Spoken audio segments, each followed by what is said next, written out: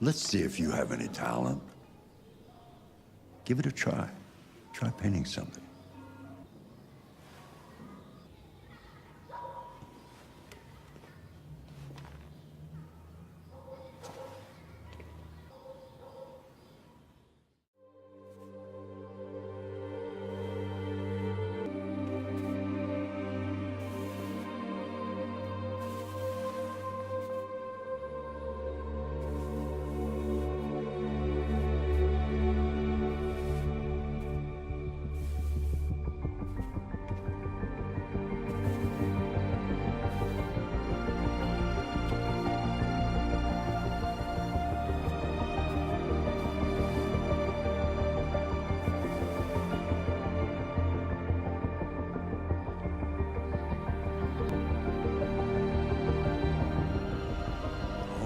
God.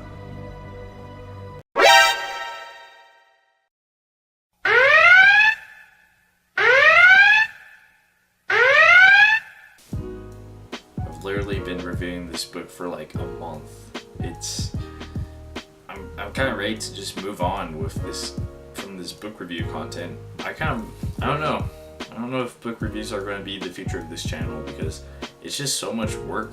It's a lot of work because I have to basically reread the whole book. Then I have to like pick out the best parts. Then I have to somehow make it into an interesting video. And you know, if I can recommend books, but it really comes down to you guys if you're actually interested in what I'm talking about. So I don't know, I think I'm going to start talking more about things that I'm personally interested in instead of advertising books. But anyways, that's just me complaining. I've already done 2 parts for this book review, so I feel just obligated to finish this book series, to just finish it and just be done with it, because I don't know. It's been an interesting experience. I've definitely learned a lot just from reviewing this book, but I don't know. An interesting thing that I kind of came across on the internet was that apparently this book is a distillation of Mormon values, and Stephen Covey, the author himself, was a Mormon. He was a member of the Church of Latter-day Saints. So it got me thinking, if this self-help book is a secularized version of the values that Mormonism teaches, I wonder if you can take ideas and principles from other ideologies and religions and whatnot, and then kind of apply them towards other areas of life. And yeah, I don't know, just a thought. I also discovered that this whole book is actually just on YouTube. All you have to do is search 7 Habits of Highly Effective People. You can just listen to the whole thing in like 3 hours.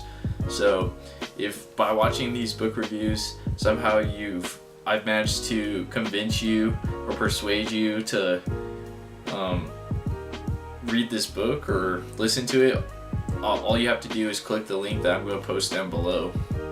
And I don't know if these videos have really impacted anyone, but I don't know. I'll just post that link just because, I guess. You and all your friends, you could just like get all together. You could have a 7 Habits of Highly Effective People party. You could just like put some music on, put on the audiobook through a Bluetooth speaker, get some nacho dip, get some Buffalo Wild Wings, and you could have yourself just a self-help book party if you so desire. If I've inspired you by talking about a book that's been around for a while, then you and all your friends, you could have a party, and you could invite all the people from your neighborhood. You could invite all the people from Facebook, and you could have this giant self-help party if you're so inclined. It's just an idea, but who knows? Okay, so habit 6 is synergize. And I know what you guys are thinking, that just sounds like a boring business term, but that's not really what synergizing is. I guess you synergize all the time.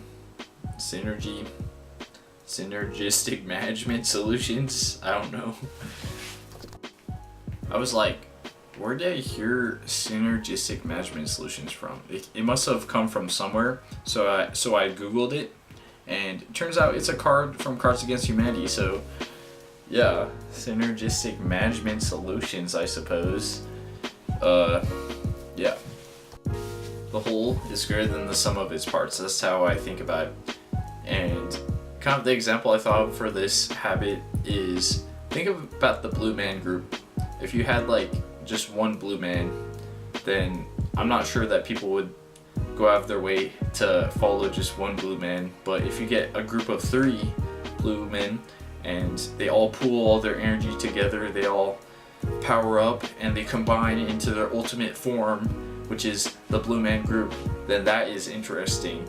And so the 3 blue men who have combined together are going to be more powerful than individual blue men doing their own thing. And so yeah, that's the same thing with synergy.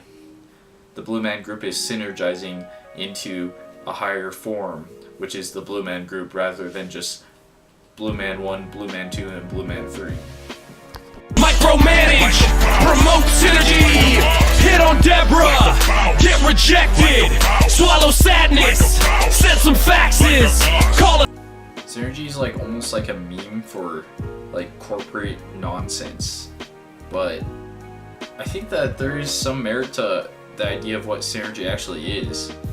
The book references a lot of examples within nature and how different plants, when they grow next to each other, the roots will actually kind of connect to each other, and plants will communicate. They'll exchange nutrients and water, and so that's kind of one of the better examples of synergy, outside the Blue Man Group, of course, which is the best example.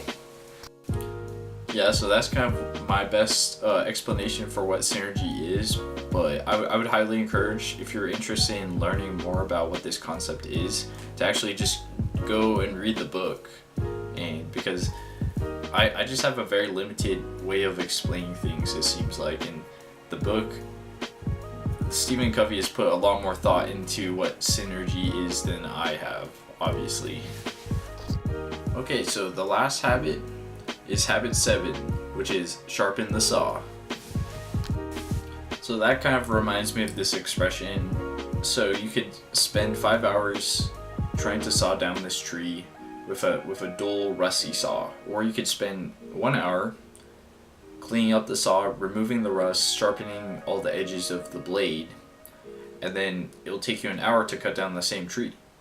And so by taking the time to sharpen your saw, it actually saves time in the long run, instead of just saying, oh, well, I need to not waste time doing maintenance, I need to just actually chop down the tree. Well, actually doing the maintenance will make you faster at cutting down the tree, which will save you more time. Well, think about it like this.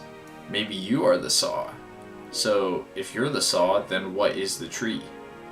Well, the tree is whatever you're trying to do. Whatever kind of obstacles or problems or ambitions or projects you're working on. And so basically it's the premise that by working on yourself, by improving yourself in different areas of your other areas of your life, everything kind of works together, and that makes you more of a sharper individual.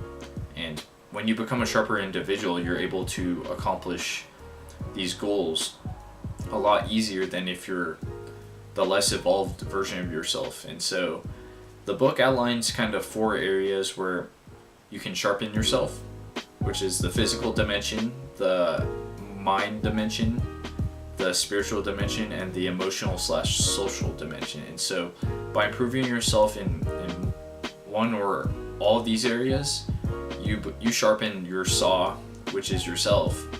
You sharpen yourself, you strengthen yourself, and then you become more effective as a person. That's kind of what really resonated with me with this book, is the idea of sharpening yourself and focusing on improving yourself in different areas instead of focusing on the external. By focusing on the internal, you're able to actually affect the external more. And so that's kind of what Kaizen is all about. It's continuous improvement in areas of your life, and by improving yourself in different areas, like by becoming a stronger version of yourself, by becoming a more intelligent version of yourself, by becoming a more social version of yourself, you're actually able to create greater change in the external world. And so that's why I'm so into self-improvement, because in order to be able to do what I want to do, I've realized that the way forward is to improve myself and to become able and capable of overcoming these challenges or accomplishing these goals, and that's the path that I've chosen for myself. And so that's kind of what Kaizen is all about to me. And so I thought it was interesting how there's a connection to that within a self-help book, and perhaps reading this book has helped me shape my own personal philosophy. So there you go, that's all 7 habits. That's 7 habits. Apparently, Stephen Covey, he wrote a separate book called The 8th Habit, and so I don't know, maybe I'll read that in the future. But yeah, this book definitely left an impact on me. I think it's a good read for anyone who wants to improve themselves. Basically, it's a self-help book, and so and also habits are one of the most powerful tools you can use, because your life is basically determined by either positive habits or negative habits. And so by focusing on the habits that you build around your life, that's how you create the biggest change within your life. Alright, well, thank you to all of you who have taken the time to watch this video. It's video number 5, and yeah, bit by bit I'm improving. I actually reshot this video. The first time around I shot this video, I went way in depth with all the things from this book, but I've kind of realized that that's not why people watch videos. They don't want people to just explain every idea within the book. They want an actual opinion. They're looking for what other people think. And so I realized that by just stating my own opinion, that's what people are clicking on videos of this nature for. And so I'm going to focus more in the future on expressing my own ideas and what I think, rather than just reviewing and restating information. Alright, well, if this content interested you, hit that subscribe button, because I'll be posting more self-improvement content. And I encourage all of you guys to go out and synergize to the best of your ability, promote those synergistic management solutions, and also go out and sharpen those saws. Go sharpen yourself, go improve yourself in your physical, social, whatever dimension, and that way when you approach those trees in your life, you can cut them down a little bit faster, because that's what it's all about. And I will see you guys in the next one.